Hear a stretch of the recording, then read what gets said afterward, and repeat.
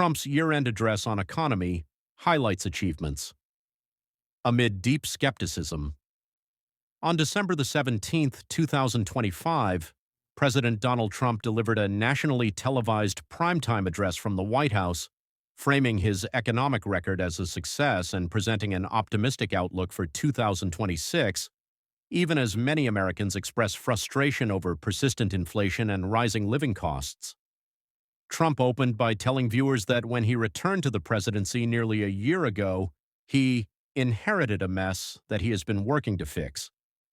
He blamed high inflation and unaffordability on his predecessor, former President Joe Biden, and cast his own economic policies, including tariffs and tax changes, as central to driving down prices and boosting growth.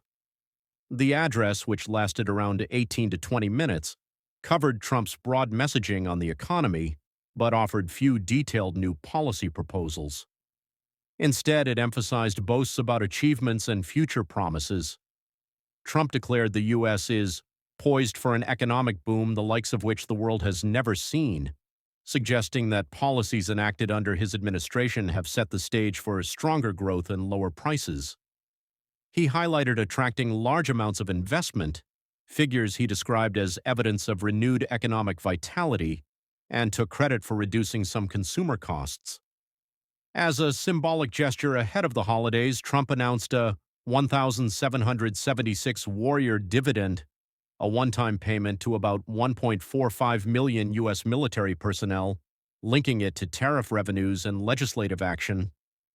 Trump also previewed plans to appoint a new Federal Reserve chair who would favor lower interest rates, aiming to further ease borrowing costs like mortgages. Despite these efforts, many economic analysts and political critics challenged Trump's portrayal of U.S. economic conditions. Fact-checking analysts, including those on CNN, emphasize that Trump's claims about historic inflation levels and sharp price declines don't align with official data.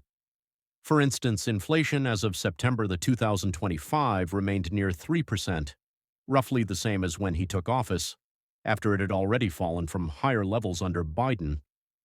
Official statistics also show that while prices remain elevated and some costs have eased modestly, the dramatic improvements Trump described, such as rapidly falling inflation across the board, are not supported by broad economic indicators. Public sentiment reflects these discrepancies. Polls show a marked decline in approval of Trump's handling of the economy, with low favorability ratings tied directly to concerns about affordability and living costs. Political responses were sharply divided. Republicans generally embraced Trump's upbeat framing, viewing the speech as a reaffirmation of his policy agenda heading into the 2026 midterm elections. Democrats and some independent analysts criticized the address as out of touch with Americans' financial realities. Senate Democrats highlighted ongoing struggles with healthcare affordability, mounting rent and housing costs, and ongoing inflation pressures that continue to strain household budgets. Beyond the economy, Trump's speech included familiar partisan themes, including critiques of immigration, previous trade deals, and what he called a corrupt system. But the core message aimed to reframe national conversation around inflation and affordability, asserting that the U.S. economy is stronger now and will improve further, even as many voters remain uncertain. Whether this reframing will persuade Americans worried about everyday costs or influence political dynamics in next year's elections remains unclear.